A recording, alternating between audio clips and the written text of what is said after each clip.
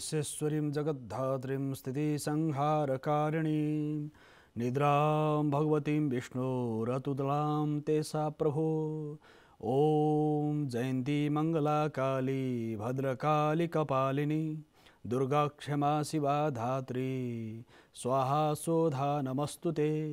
जय काली जय भैरव।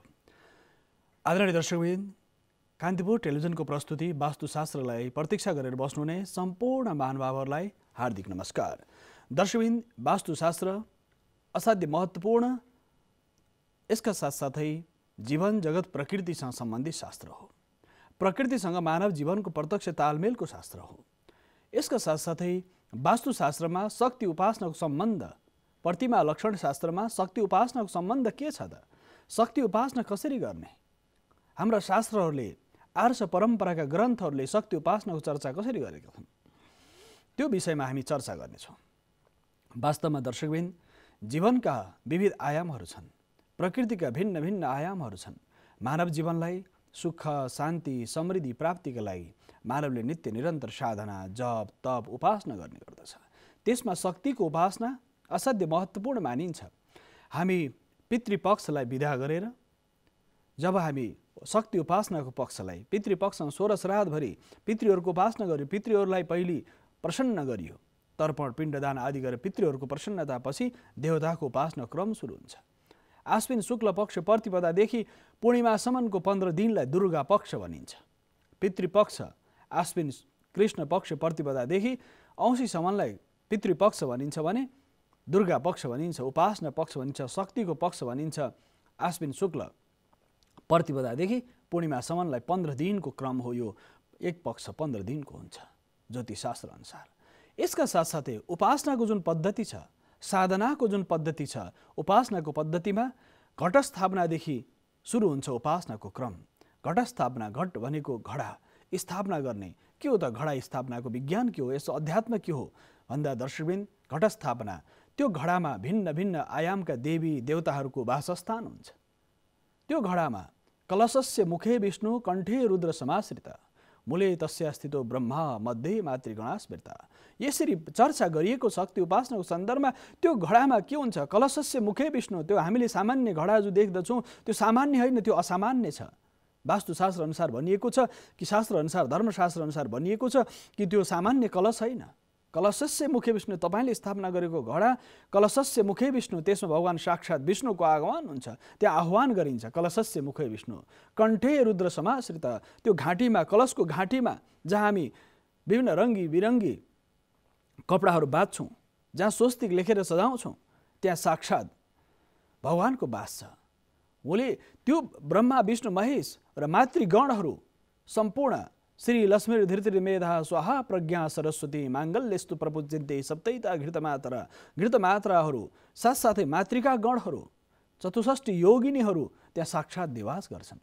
त्यस कारणले दर्शकवृन्द, यो वास्तवमा शक्ति उपासनामा त्यो घडा स्थापना गर्ने, दियोको पूजा गरेर, गणेशको पूजा गरेर, कलशको पूजा गरेर, कलशमा सम्पूर्ण देवताहरूको आह्वान गरेर यसरी पूजा गरिन्छ। घटस्थापनाको विधान त्यो छ। वास्तवमा घटस्थापनामा घडामा हाल्ने के भन्दाखेरि पञ्चपल्लवको विधान गरे। आँप चाँप बर पिपल शमी आदिको पातहरू हाल्ने, दुबो हाल्ने, पानको पात हालेर घटस्थापना गर्ने। घटस्थापना गर्दाखेरि घडामा स्थापित देवताहरूलाई आह्वान गर्ने, दियोको आह्वान। किनकि हामी आत्मा ज्योतिर नवस्तुते, हे दीपनारायण, सबभन्दा पहिले हाम्रो संस्कृति परम्परामा ज्योति बालेर पूजा गरिन्छ। त्यस कारणले तमसोमा ज्योतिर्गमयको भाव छ। अन्धकारबाट उज्यालोतिर जाने, दुःख दैन्यताबाट सुख शान्तिको बाटोमा जाने हाम्रो उपासनाको पद्धति हो। यसका साथसाथै शक्ति उपासनाको क्रममा दियो भनेको ज्योति, लाइट, आधुनिक विज्ञानको सन्दर्भमा चर्चा गर्दा पनि यदि ज्योति इक्वल टु MC² को थ्योरीको कुरा गरौँ अथवा मासको भेलोसिटीको कुरा गरौँ, सबै एनर्जीको कुरा हो, ऊर्जाको कुरा हो। ऊर्जाको बिना चराचर जगत चलायमान हुन सक्दैन। सारा तपाईँको भौतिक जति पनि वस्तु पद पदार्थ छन्, यो ऊर्जाले चलायमान छ, यो विद्युतले चलायमान छ भने हामीभित्र पनि त्यो शक्ति इडा पिग्ला सुषुम्ना महाकाली महालक्ष्मी महासरस्वती गङ्गा जमुना सरस्वती आदि गरेका देवीहरू विराजमान हुन्छन्। त्यस कारणले गर्दा ती देवीहरूको वासस्थान हाम्रो शरीरभित्र छ भने त्यो घडामा पनि आह्वान गरिन्छ। घटस्थापना गरेर ती देवताहरूको आह्वान गरिन्छ। दियोको पूजा गरेर दियोमा सम्पूर्ण शक्तिको दीप ज्योतिर्नमस्तुते, हे दीपनारायण तपाईँलाई मेरो नमस्कार छ भनिन्छ। आफ्नो क्रम त छ, पूजाको विधिवत क्रम जुन हुन्छ दर्शकबिन, वास्तवमा त्यसमा आचमन गरेर शरीर शुद्धि गर्ने, बाहिर भित्र शुद्धि, स्नान इत्यादि गरेर, यो त क्रम हाम्रो सनातन संस्कृतिमा कसैलाई नुहाउनुपर्छ भन्न सिकाउनै पर्दैन। व्रत पर्व आयो भने हामी सबै स्नान गर्छौँ, जप गर्छौँ।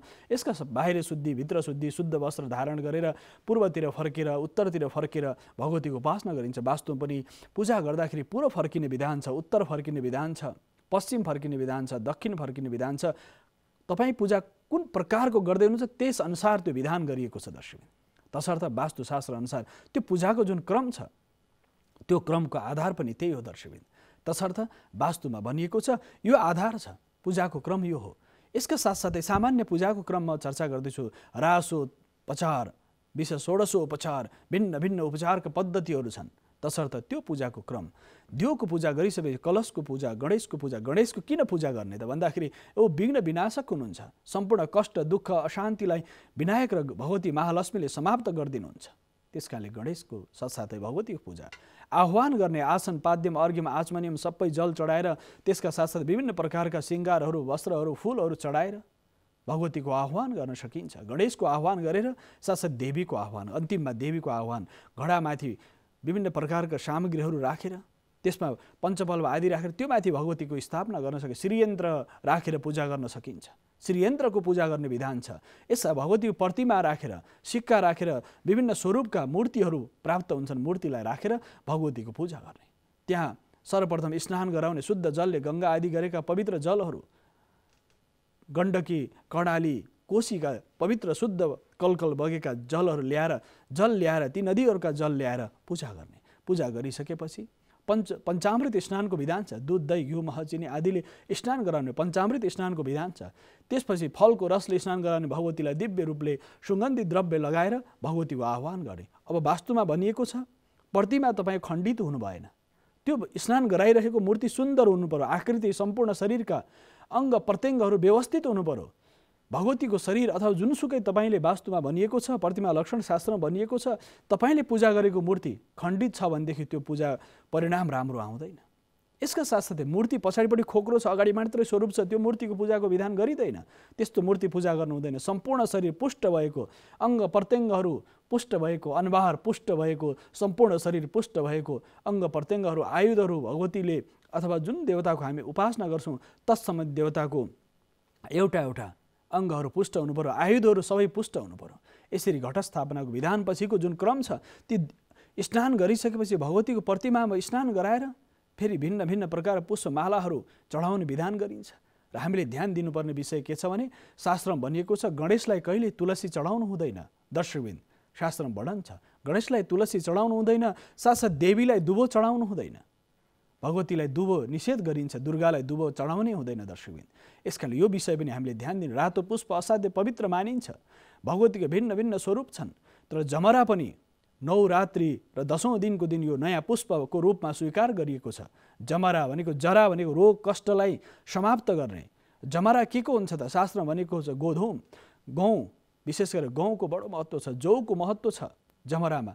सप्तधान्यको विधान छ, गहुँको जमरा हुन्छ, जौको जमरा हुन्छ। अलि पछिल्लो समय त मकैको जमरा पनि उमार्ने गर्नुहुन्छ, तर गहुँ र जौको जमरालाई असाध्य शुद्ध र पवित्र मानिन्छ। यो जमरा राखिसकेपछि भगवतीलाई त्यो जमरामा पनि भगवतीको वास हुन्छ, त्यहाँ पनि पूजा गरिन्छ। यसर्थ सम्पूर्ण देवताहरू पूजा गरेपछि अन्तिममा आरती पुष्पाञ्जली गरेर देवताको सम्पूर्ण आह्वान गरिसकेपछि भगवतीको पराम्बा जगत जननीको बीज मन्त्रको पाठ गर्न सकिन्छ। बीज मन्त्रको पाठ, दुर्गा सप्तशतीको पाठ, देवी भागवतको पाठ, भिन्न भिन्न आयाम छन्। नवरात्रि हो नि दर्शक, नवरात्रि भनेको 9 दिनसम्मको उपासनाको पद्धति। रात्रि किन भनियो त? रात्रि 4 प्रकारका छन् दर्शकबिन। नवरात्रि, कालरात्रि, महारात्रि, मोहरात्रिश्च दारुणा। 4 प्रकारका रात्रिहरू छन्। कालरात्रिको पूजा गर्ने परम्परा हाम्रो नेपालीहरूको, गोर्खालीहरूको सारा सैनिक ब्यारेकहरूमा, राजप्रसादमा विशेष गरेर कालरात्रिको पूजा हुन्छ। परम्परागत रूपमा शक्तिको उपासना, आयुधको उपासना, स्वाभिमानको उपासना। गोर्खालीको विशेष गरेर स्वाभिमानी छन्, साधक छन्, शक्तिका उपासक छन्। नेपालीहरू चाहे हिमाल तराई पहाड जहाँ बसे पनि उनीहरू शक्तिको उपासना छन्। हाम्रो परम्परा भनेको शक्तिको उपासनाको परम्परा हो। यसका नवरात्रसम्म दुर्गाको उपासना गरेर अस्त्र शस्त्रको पूजा, अस्त्र शस्त्रको पूजा अति आवश्यक छ। त्यो कालरात्रिको दिन अस्त्र शस्त्रको पूजा, आफ्ना वाहनहरूको पूजा, यसमा शक्तिको प्राप्तिको लागि गरिने उपासना। यसका साथसाथै सम्पूर्ण पूर्वका देवता, पश्चिमका, दक्षिणका, उत्तरका, आकाशका, धरतीका सम्पूर्ण देवताहरूको आह्वान गरे नवग्रह, मातृका आदिको आह्वान कलशमा गरिन्छ। यो दिव्यता छ, यो साधनाको दिव्यता। यस कारणले शक्ति उपासनाको क्रमशः जुन विधान गरिएको छ यो पद्धति हो। वस्त्रको विधान गरिन्छ।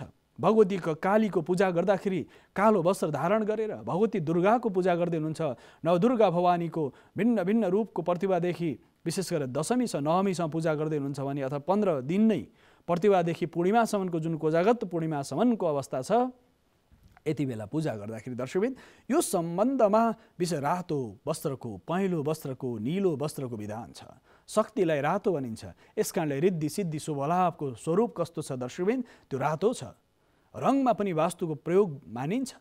रातो रङ सुख, शान्ति, समृद्धिको प्रतीक हो, सौभाग्यको प्रतीक हो। यस कारणले आमा दिदीबहिनीहरू रातो वस्त्र धारण गर्नुहुन्छ परम्परामा, हाम्रा उपासनाका पद्धतिहरूमा। यस कारणले परम्परागत रूपमा उपासनामा भगवतीको उपासना गर्दा रातो वस्त्र धारण गरेर गर्ने। पीताम्बरा भगवती बगलामुखीको पूजा गर्दाखेरि पहेँलो पीताम्बराको पूजा गर्दा जस्तो स्वरूप भगवतीको छ त्यस्तै स्वरूपको वस्त्र धारण गरेपछि देवो भूत्वा देवान यजित, देवता जस्तो स्वरूप बनाएर शिवको पूजा गरिन्छ। त्रिपुण्ड लाएर रुद्राक्ष धारण गरेर भगवान शङ्करको पूजा गर्ने। यसरी पूजाको पनि यसरी विधान गरिन्छ दर्शकबिन। तसर्थ ती मूर्तिहरूमा पनि शक्ति हुन्छ। सामान्य मानिसको जिज्ञासा हुनसक्छ के मूर्तिमा वास्तविक शक्ति छ त? त्यो वास्तवमा थुल हो। त्यसमा त ताँबा, माटो, विभिन्न प्रकार सामग्रीहरूको मूर्तिहरू हुनसक्छ। 9 दिनसम्म नवदुर्गाको माटोको मूर्ति बनाएर 10औं दिनको दिन, दशमीको दिन विसर्जन गर्ने विधान एउटा गरिन्छ। यसका साथसाथै अर्को विधान ताँबाको मूर्ति, सुनको मूर्ति, पित्तलको मूर्ति, भिन्न भिन्न धातुहरूको मूर्ति बनाउन सकिन्छ। मूर्तिहरूमा जब तपाईँले प्राण प्रतिष्ठा गर्नुहुन्छ, तपाईँको उपासनाको पद्धति जब व्यवस्थित हुन्छ, शक्ति उपासनाको पद्धति जब व्यवस्थित हुन्छ नि दर्शकबिन, त्यो धातु पनि चैतन्यमय हुन्छ, चिन्मय हुन्छ। कण कणमा भगवानको अंश छ। यस कारणले पछिल्लो समय संसारमा भनियो गड पार्टिकल, त्यो एउटा एउटा अणुमा पनि भगवानको अंश छ। यो सन्दर्भ किन छ भन्दाखेरि त्यो प्रतिमामा भगवानको कण कणमा अंश छ। अंश अंशमा, कण कणमा देवताको वास छ। त्यस कारणले त्यो चैतन्यमय हुन्छ, चलायमान हुन्छ, ज्वाजलले महान हुन्छ। त्यसको प्रकृति, त्यसको स्वभाव तपाईँको उपासनाको पद्धतिले साधना गर्दा गर्दा गर्दा मूर्ति के हुन्छ दर्शकबिन? चैतन्यमय, चिन्मय हुन्छ। मूर्तिमा अलौकिक शक्तिको आधान हुन्छ। तत्समय देवताहरू आएर त्यहाँ वास गर्दछन्। त्यस कारणले सनातन संस्कृतिमा शक्ति उपासना यो पद्धति हो। यसका साथसाथै पक्ष एउटा महत्त्वपूर्ण छ, त्यो हो उपासनाको आयामलाई हामीले चिन्तन गर्दाखेरि दर्शकबिन जमराको जुन विधान गरिन्छ नि दर्शकबिन, यो वास्तवमा यो असाध्य महत्त्वपूर्ण मानिन्छ। यस अर्थमा जरालाई समाप्त जमरा छ नि, म हटाइदिन्छ जरा हुन्छ। जरा भनेको के हो? जरा भनेको रोग हो, व्याधि हो, कष्ट हो। सारा जरालाई, तपाईँभित्र भएको जरालाई, कष्टलाई हटाउँदछ।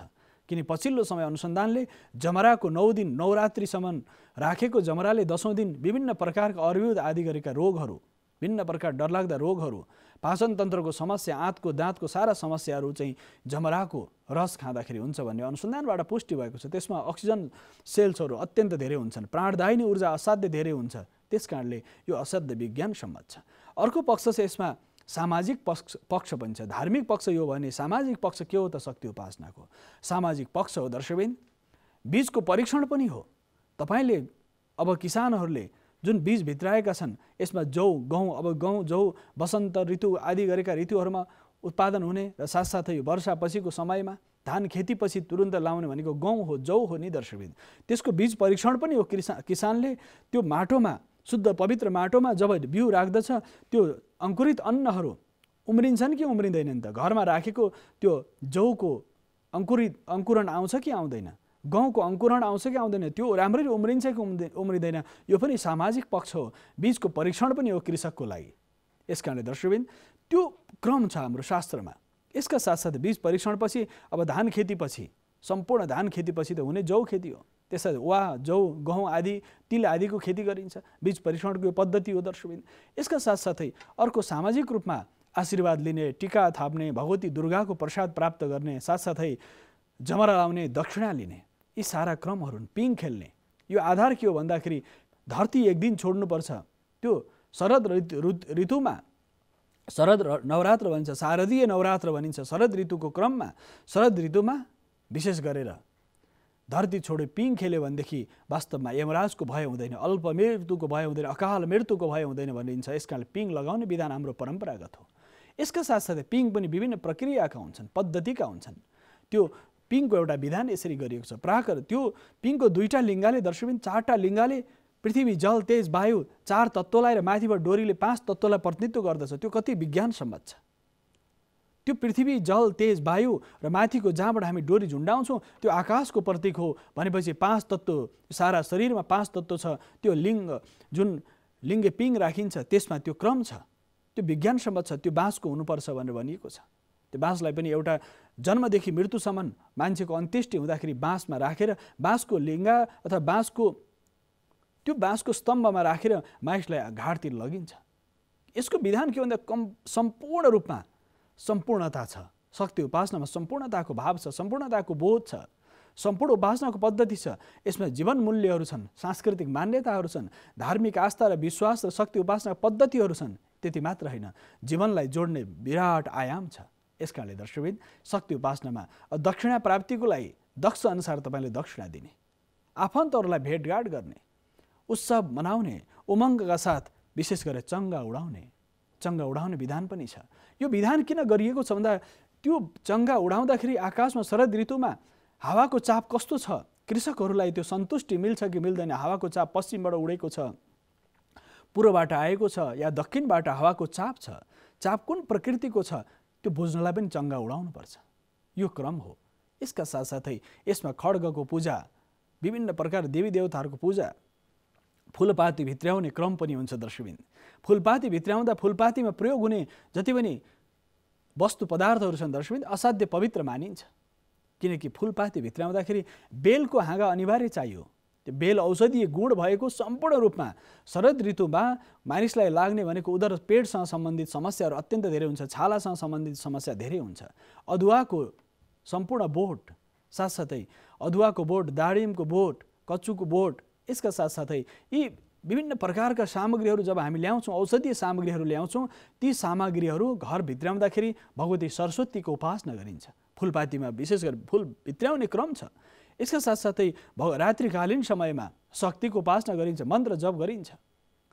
त्यो शक्तिका विभिन्न आयामहरू छन्, काली शक्ति, लक्ष्मी शक्ति, सरस्वती शक्ति। यसका साथसाथै क्रमशः प्रथमम शैलपुत्री च, द्वितीयम ब्रह्मचारिणी, तृतीयम चन्द्रघण्टेति, कुष्माण्डेति चतुर्थकम, पञ्चमम स्कन्दमातेति, षष्ठम कात्यायनीति च, सप्तमम कालरात्रीति, महागौरीति चाष्टमम, नवमम सिद्धिदात्री च, नवदुर्गा प्रकृतिता। यो नवदुर्गाको प्रत्येक दिन घटस्थापनादेखि नवमीसम्म क्रमशः प्रथमम शैलपुत्री च, शैलपुत्री भनेको हिमालयकी छोरी भगवती, शैलपुत्री, शैल भनेको हिमाल, हिमालयकी छोरी भगवतीको पूजा, ब्रह्मचारिणी भगवतीको पूजा।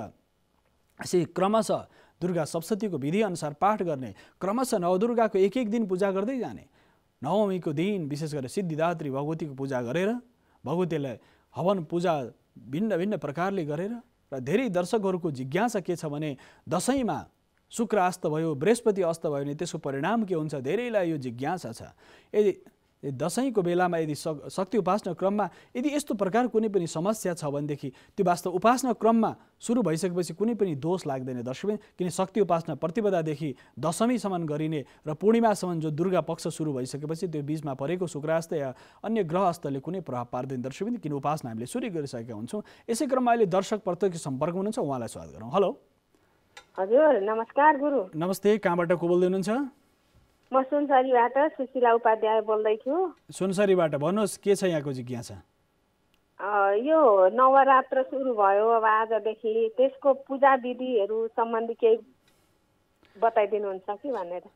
धन्यवाद। विशेष हामी आज शक्ति उपासना विशेषको सन्दर्भमा यो 15 दिनको जुन नवरात्र उपासनाको पद्धति छ घटस्थापनादेखि कोजागर्त पूर्णिमासम्मको त्यस विषयमा नै चर्चा गरिरहेका छौँ। अझै पनि यसमा शक्ति उपासनाको सन्दर्भमा धन्यवाद तपाईँलाई फोन गर्नुभएकोमा। दर्शकवृन्द, हामी शक्ति उपासनाको सन्दर्भमा चर्चा गरिरहेका छौँ र वास्तवमा यो शक्ति उपासनाको क्रम नै यहाँ दर्शकहरूको जिज्ञासा आइरहेको छ र यसमा अझै विशेष प्रकारको उपासनामा दुर्गा सप्तशतीको पाठको विधान गरिन्छ। हामीले घटस्थापनाको चर्चा गऱ्यौँ, साथसाथै शक्ति उपासनाको क्रममा नवदुर्गाको पूजा गरेर घटस्थापनामा विशेष गरेर घडामा, मूर्तिमा, प्रतिमामा भगवतीको आह्वान गरिसकेपछि यो भिन्न भिन्न स्वरूपमा नवग्रहको पूजा, कुलदेवताको पूजा, कुलदेवीको पूजा अति आवश्यक छ। कुल देवताको पूजा गर्दाखेरि कुल देवता कुल को हुन् त?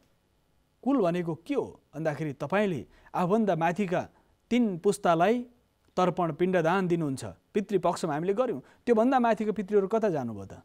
त्यो 3 पुस्तालाई हामीले यतातिर माउली पर पक्षका 3 पुस्ता आफन्तहरू कुल कुटुम्ब सबैलाई तर्पण गरियो, पिण्डदान दियो। तर त्योभन्दा माथिका देवताहरू कता भयो भने पितृलोकतिर गएका छन्।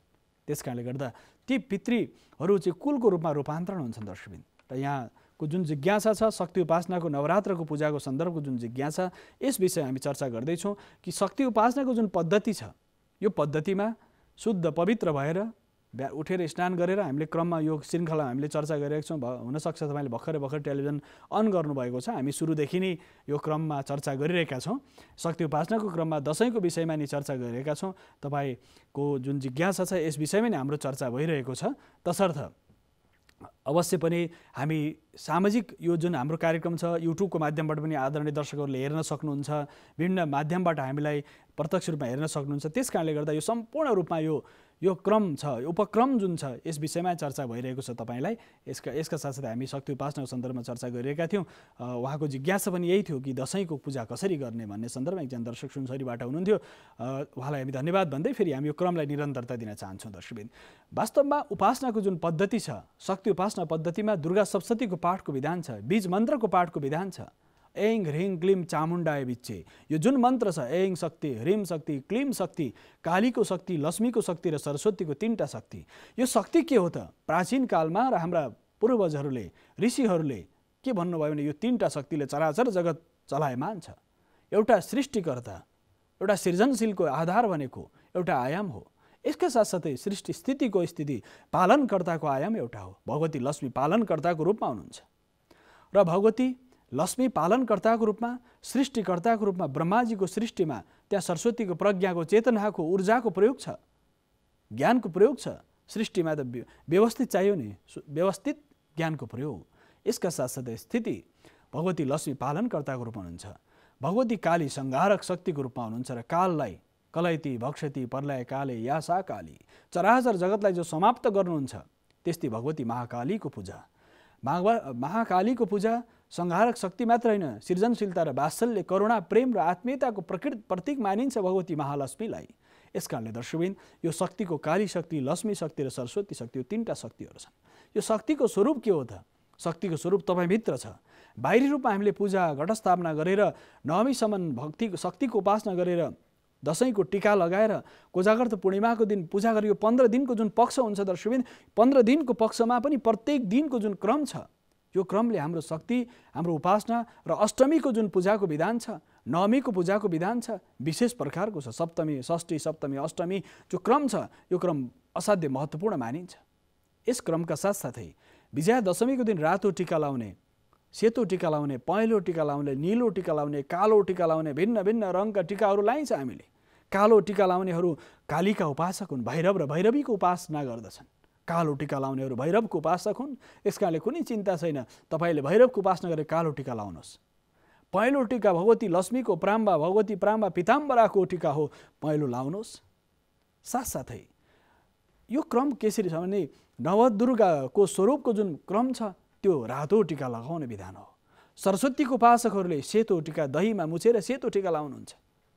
सम्पूर्ण रूपमा यी क्रमहरू छन् दर्शक। त्यसकारण रातो लाउने, सेतो लाउने, कालो लाउने, पहेँलो लाउने भिन्न भिन्न प्रकृति छ। तर हाम्रो लोक व्यवहारमा शक्तिको उपासना गरेपछि भगवती शक्तिको उपासना गरेर रातो टीका लाइन्छ।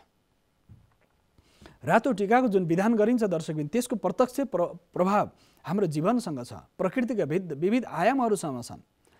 रातो रङ विशेष सौभाग्य र सुख, शान्ति, समृद्धि, आरोग्यको प्रतीक हो। यसका साथसाथै सौभाग्यको प्रतीक हो, रिद्धि सिद्धि शुभलाभको प्रतीक हो रातो टीका। सेतो टीका शान्ति, मैत्री, करुणा, आत्मीयता र सरस्वतीको उपासनाको पद्धति हो।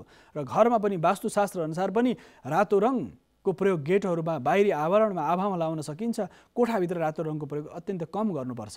शयन कक्षमा त बैठक कोठामा राख्न सकिन्छ रातो रङ, तर तपाईँको अफिसहरूमा राख्न सकिन्छ, तर शयन कक्षमा रातो रङको प्रयोग निषेध गर्छ। निलो र कालो रातोको रङ प्रयोग निषेध गर्छ दर्शकबिन। यसका साथसाथै वास्तु अनुसार पनि रङको सम्बन्ध जीवनका विविध आयामसँग सम्बन्धित छन्। सेतो रङ शान्तिको प्रतीक हो। कहीँ युद्ध भइरहेको छ, मानिसले सेतो झन्डा उठाएर यदि निक्ल्यो भनेदेखि त्यो शान्ति र मैत्रीको भाव स्थापित हुन्छ। युद्ध शान्त गर्नुपर्छ, युद्ध समाप्त गर्नुपर्छ। सेतो झन्डा उठाइसकेपछि हामी शान्तिका अनुगामी हौँ भनेर संसारले मान्दछ। नीलो रङ विशेष गरेर आरोग्यको प्रतीक हो। स्वास्थ्यको लागि नीलो रङको प्रयोग गरिन्छ। हस्पिटलतिर हेर्नुभयो नीलो रङको प्रयोग हुन्छ नि दर्शकबिन्द। यसको विज्ञान के हो भन्दा आरोग्यको प्रतीक नीलो रङ हो। पहेँलो रङ अध्यात्मको प्रतीक हो। विशेष गेरु पहेँलो रङ अध्यात्मको प्रतीक हो। तत्सम्बन्धी देवताहरू देवीहरूको वासस्थान हुन्छ। शक्ति उपासना पनि तत्सम्बन्धी देवीहरूको वासस्थान हुन्छ। त्यो शरीरमा स्वरूपमा तपाईँ लाएको वस्त्रमा पनि शक्ति छ, ऊर्जा छ। तपाईँले सोच्ने प्रत्येक भावहरूमा त्यो ऊर्जा नभइकन तपाईँ भाव त्यो स्वरूपमा जाँदैन। यस कारणले प्रथम अध्याय चण्डीको जुन उपासना छ, बीज मन्त्रको उपासना छ, भिन्न भिन्न मन्त्रहरू छन्। केही पनि आउँदैन भने ओम दुर्गा देवी नमः भन्न सकिन्छ, ओम दुम दुर्गाय नमः भन्न सकिन्छ।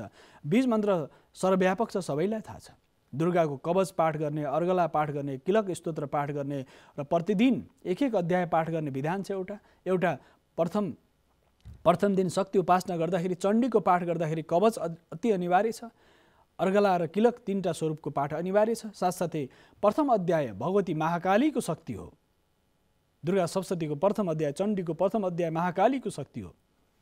यसका साथसाथै दोस्रो, तेस्रो र चौथो अध्याय महालक्ष्मीको शक्ति र स्वरूप हो। त्यो तसर्थ 5 अध्यायदेखि 13 अध्यायसम्म फलस्तुति सहित त्यो सरस्वतीको शक्ति हो। महाकाली, महालक्ष्मी, महासरस्वती। यसका साथसाथै नवदुर्गा र 10 महाविद्या, काली, तारा, छिन्नमस्ता, धुमावती आदि विभिन्न भिन्न स्वरूपहरू 10 महाविद्याको स्वरूपको उपासनाको पद्धति हो दर्शकबिन। तसर्थ हाम्रो परम्परामा शक्तिको उपासनाको परम्परामा वास्तुसँग त्यसको प्रत्यक्ष तालमेल छ। किनकि तपाईँ लाउने वस्त्र वास्तुशास्त्रले विधान गर्छ। तपाईँले गरिने उपासना देवताहरूको मूर्तिहरू, प्रतिमा, लक्षणशास्त्रले व्यवस्था गर्छ। घडाको स्थापना त्यो प्रतिमा लक्षणशास्त्रले व्यवस्थित गर्छ। घडा खण्डित हुनु भएन। घटा स्थापना गर्दा घडा खण्डित हुनु भएन, दुलो परेको हुनु भएन, कुच्चिएको हुनु भएन, बिट काटिएको हुनु भएन। घडा पनि यस्तो शुद्ध चाहियो, कहीँ खण्डित भएको हुनु भएन। घडा पनि त्यसमा साक्षात् देवताको वास हुन्छ। त्यस कारणले घडा राख्दाखेरि माटोको घडा राख्न सकिन्छ, तामाको घडा, पित्तलको घडा राख्न सकिन्छ। त्यसमा भिन्न भिन्न प्रकारका औषधिहरू, सर्वौषधि, पञ्चपल्लव, भिन्न भिन्न प्रकारका उपचारहरू राखेर नवमीसम्म पूजा गरेर दशमीको दिन देवी विसर्जन गरेर अपराजिता भगवतीको पूजा गरेर त्यो क्रममा भगवती प्राम्बाको उपासनाको पद्धतिको अनुसार पूजा गरेर त्यो जल घरभरि छर्किन्छ। किन भन्दाखेरि त्यसमा तपाईँले सर्वौषधि हाल्नु भएको छ, पञ्चपल्लव हाल्नु भएको छ, 9 दिनसम्म राख्नु भएको छ। 9 दिनसम्म एउटा पाक तयार हुन्छ। त्यो घडाभित्र राखेको पत्ताहरू जति पनि पञ्चपल्लव राख्नुभएको छ, सर्वौषधि राख्नुभएको छ, त्यो सर्वौषधि पञ्चपल्लव जति पनि छ दर्शकले, पञ्चपल्लव सर्वौषधिले एउटा स्वरूप निर्माण गर्छ। तामाको उसमा राख्यो, माटाको राख्यो। यसका साथसाथै त्यो तामाको भाँडामा राखेको, माटोको भाँडामा राखेको त्यो पञ्चपल्लवले औषधीय गुण निर्माण गर्छ। त्यसपछि घरभरि छरेपछि विभिन्न प्रकार रोग व्याधिहरू हराउने, कीटाणु, भाइरस, ब्याक्टेरियाहरू समाप्त हुने गर्दछन् दर्शक। यो विज्ञान हो, घटस्थापनाको विज्ञान। यो चर्चाका साथसाथै छोटो विश्रामको सम्मुख आइसकेको छु। विश्रामपछि पुनः आउने नै छु।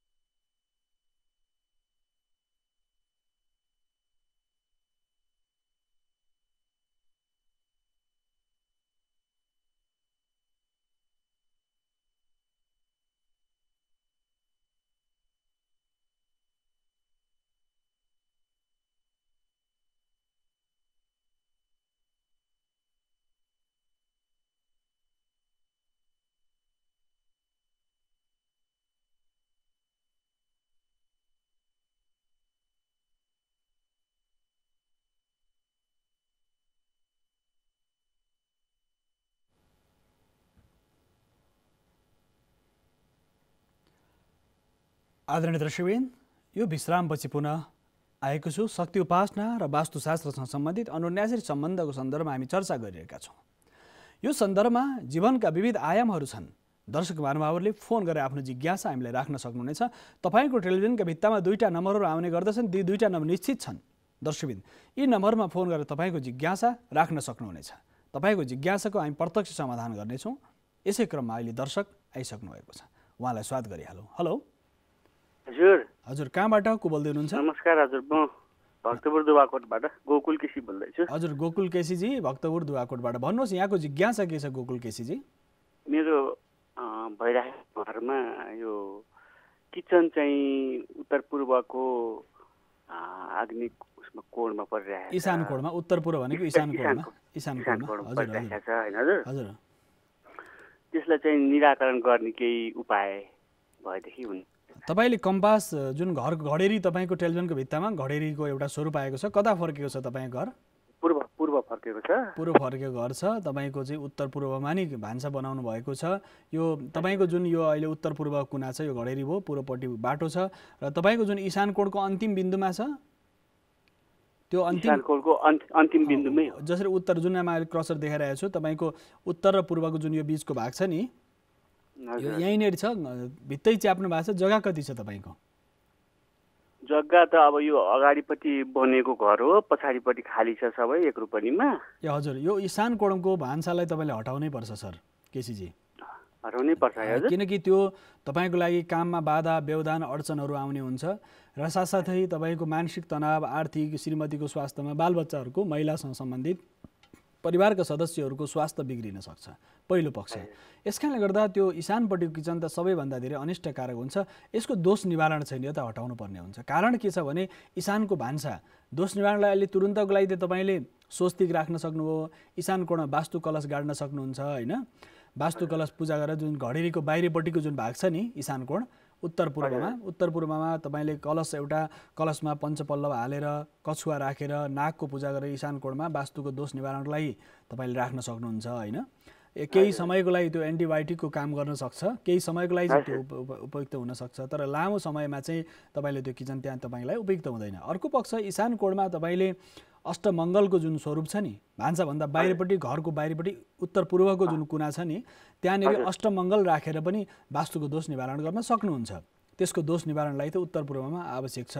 अनि तपाईँ फर्केर कता पूर्व फर्केर पकाउनुहुन्छ या उत्तर फर्केर? उत्तरै फर्केर। ईशान कोणमा छ, घरको ईशान कोणमै छ, कम्पास राखेर ठ्याक्कै ईशानै पर्छ, उत्तर पूर्व भागै पर्छ। हजुर यो उत्तरै फर्केर पकाउने चाहिँ उत्तरै फर्केको छ। फेरि त्यो एकदम के अरे टेम्पोररी पनि होइन पुरै बनाइरहेको छ त्यसमा। त्यही त ईशान कोणमा चाहिँ भान्सा एकदमै अप्ठ्यारो गर्छ सर, किनकि त्योभन्दा उतापट्टि अर्को कोठा छैन भने अन्तिम घरको जुन अन्तिम भाग छ नि उतापट्टि यदि कोठा छैन भने चाहिँ त्यसले समस्या गर्छ।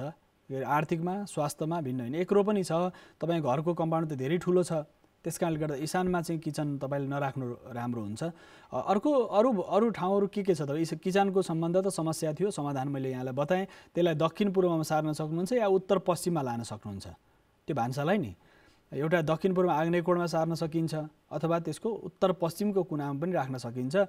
वायव्य कोणमा पनि भान्सा राख्न सकिन्छ। आग्नेय कोणको दक्षिण पूर्वको अपोजिट 180 डिग्रीको अन्तरमा यो चाहिँ वायव्य कोण पर्दछ। वायव्य कोणमा पनि भान्सा राख्न सकिन्छ। दोस्रो विकल्प, पहिलो विकल्प चाहिँ दक्षिण पूर्व आग्नेय कोणमै हो। अरू शौचालयहरू कता छ तपाईँको? शौचालय यो पश्चिमपट्टिको बिचमा छ। शौचालय पश्चिमपट्टिको बिचमा छ, त्यो तपाईँलाई राम्रो छ। शौचालय कम्बोड उत्तर दक्षिण कसरी उत्तर फर्केर बस्नुहुन्छ या दक्षिण फर्केर? उत्तर फर्केर छ। उत्तर दक्षिण त्यो समस्या हुँदैन। उत्तर फर्केर बस्नुहोस् या दक्षिण फर्केर बस्नुहोस्, त्यसको तपाईँलाई समस्या भएन। यसको साथसाथै तपाईँको मूल शयन कक्ष घरमूली तपाईँ आफै हुनुहुन्छ होइन?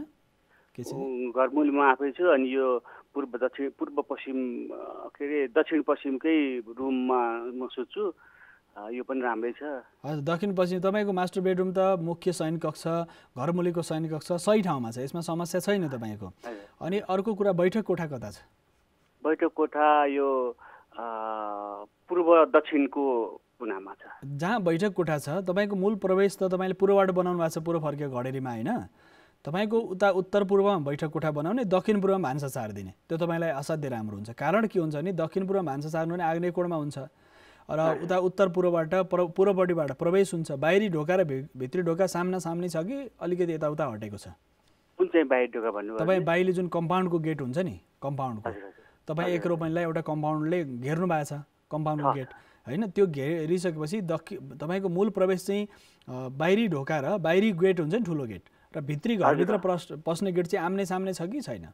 हल्का हल्का चाहिँ नि साइडमा पारेको छु, त्यो चाहिँ नि कता दक्षिणपट्टि पार्नु भएको छ या उत्तरपट्टि चाहिँ आउनु भएको छ? दक्षिण पूर्वपट्टि हल्का लगेको छु बीचबाट। बीचबाट लानु भएको छ। जसरी पुरै नाप्नुभयो होइन, उत्तर दक्षिण पूर्व पश्चिम र दक्षिण पश्चिम उत्तर पश्चिम यसरी नाप्दाखेरि तपाईँको घर चाहिँ पश्चिमपट्टि खाली छोडेर पूर्व च्यापेर बनाउनु भएको जस्तो छ। हजुर हजुर। त्यो वास्तुले अनिष्टकारक हुन्छ। यो विषयमा आगामी श्रृङ्खलामा हामी यो विषयमा पनि चर्चा गर्नेछौँ। सम्पूर्ण एउटा घडेरी छ, त्यो घडेरीमा कुन दिशा च्याप्दा चाहिँ त्यसको सकारात्मक ऊर्जा मिल्दछ, कुन दिशा च्याप्दाखेरि चाहिँ त्यो ग्रहको जुन प्रभाव हुन्छ अथवा वास्तुको जुन प्रभाव हुन्छ त्यसअनुसार पूर्व दिशा या उत्तर दिशा या पश्चिम दिशा या दक्षिण दिशा कुनपट्टि च्याप्दाखेरि त्यसको असर चाहिँ नकारात्मक पर्दछ त्यसको सन्दर्भमा हामी चर्चा गर्छौँ। तर उत्तर पूर्व दिशा जुन छ नि, यो ईशान कोण च्यापेर घर बनाउँदाखेरि चाहिँ त्यो पूर्व दिशामा चाहिँ यदि च्यापेर बनायो भने त्यो चाहिँ अनिष्टकारक हुन्छ केसी सर। त्यस कारणले सकिन्छ नि भान्सा तपाईँले सार्नु राम्रो। यसका साथसाथै अष्टमङ्गल स्थापना गरिहाल्नुहुन्छ, स्वस्तिक राख्ने क्रम छ। केही समयको लागि चाहिँ यसरी समाधान गर्न सकिन्छ। दीर्घकालीन समस्याको समाधान चाहिँ त्यो ईशान कोणको भान्सा चाहिँ हटाउनु पर्ने हुन्छ। त्यही त पर्मानेन्ट भएको हुनाले अलिक खर्चिलो पर्यो। अब त्यहाँ खर्च धेरै गरियो होइन, अब चिन्ता हुन्छ नि त। अब त्यहाँ सबै पानीको व्यवस्थापन होला, धाराको व्यवस्थापन सबै त्यहाँबाट जाने जुन फोहोर पानी कता ईशानपट्टि निक्लिन्छ या दक्षिणपट्टि जान्छ? त्यो चाहिँ नि त्यो उसको रुमको चाहिँ नि यता पश्चिम उत्तरको कुनाबाट खस्छ। त्यो त राम्रो छ। तपाईँले वायव्य कोणपट्टिबाट खस्छ, त्यो राम्रो छ। तर तपाईँले कम्पास नापेर ट्याक्कै हेर्दाखेरि ईशानमै पर्छ भन्ने लाग्छ कि अलि उत्तरपट्टि छ या पूर्वपट्टि छ? त्यो कम्पास नापेर ठ्याक्कै ईशान पऱ्यो भने चाहिँ त्यो धेरै समस्या गर्ने हुन्छ, धेरै समस्या गर्छ। कति वर्ष भयो तपाईँले घर बनाउनु भएको?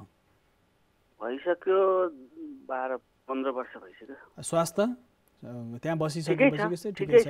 त्यो ठ्याक्कै ईशान नपर्न सक्छ, किनकि ट्याक्कै ईशान पऱ्यो भने त घर मूल्यले 3 देखि 5 वर्षमै धेरै ठुलो समस्या आइहाल्छ होइन।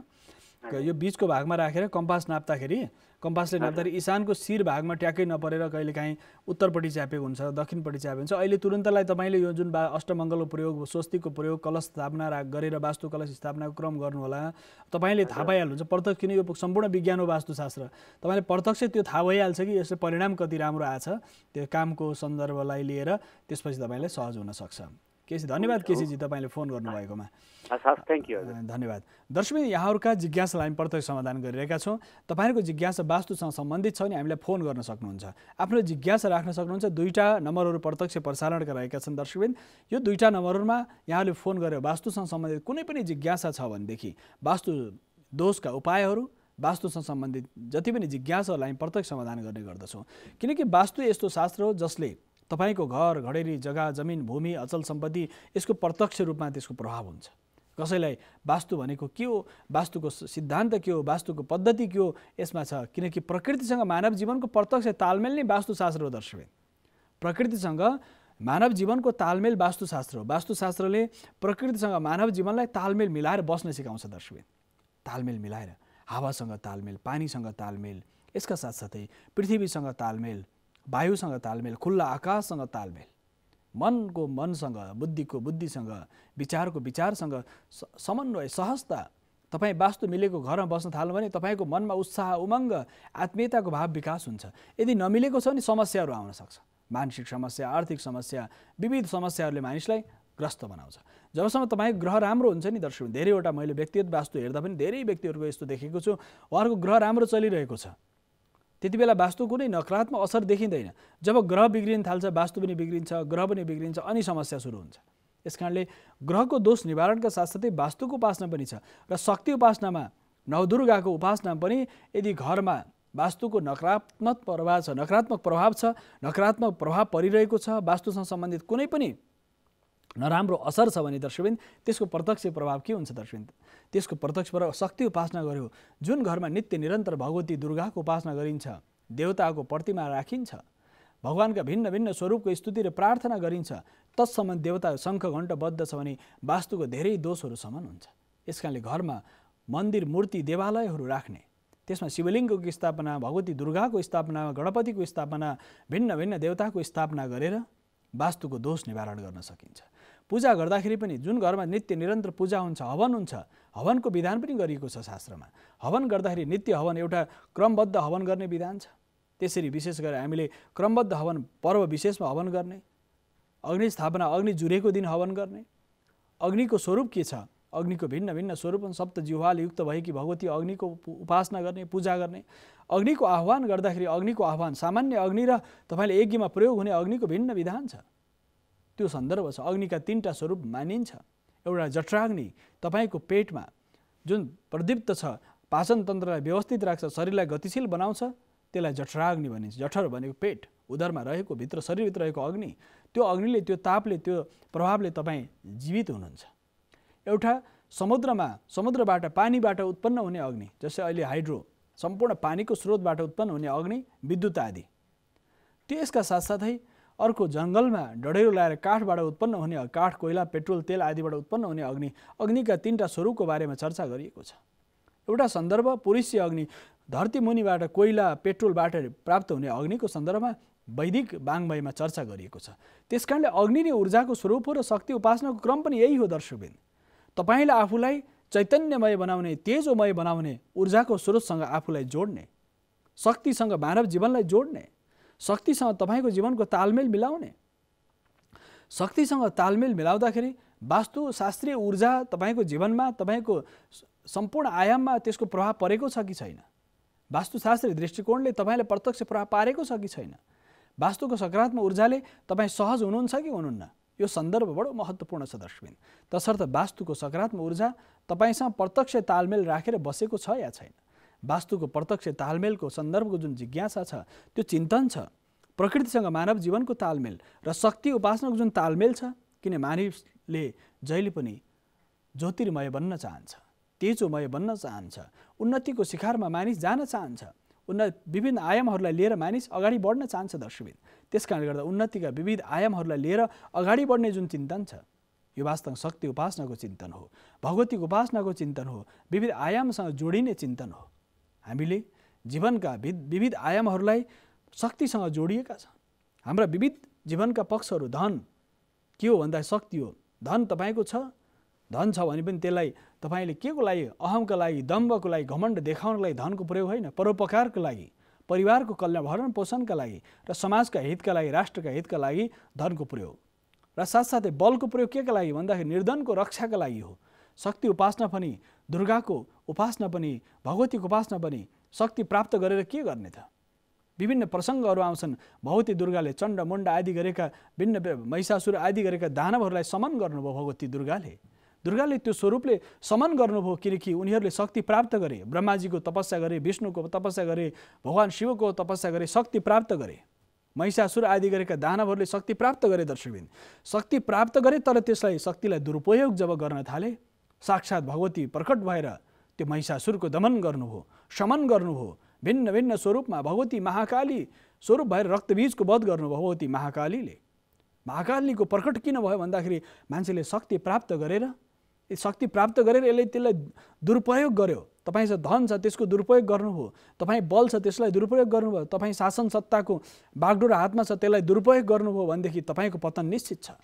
यसकारण जुनसुकै आयाममा पनि मानिसले शक्तिको दुरुपयोग कहिले पनि गर्नु हुँदैन।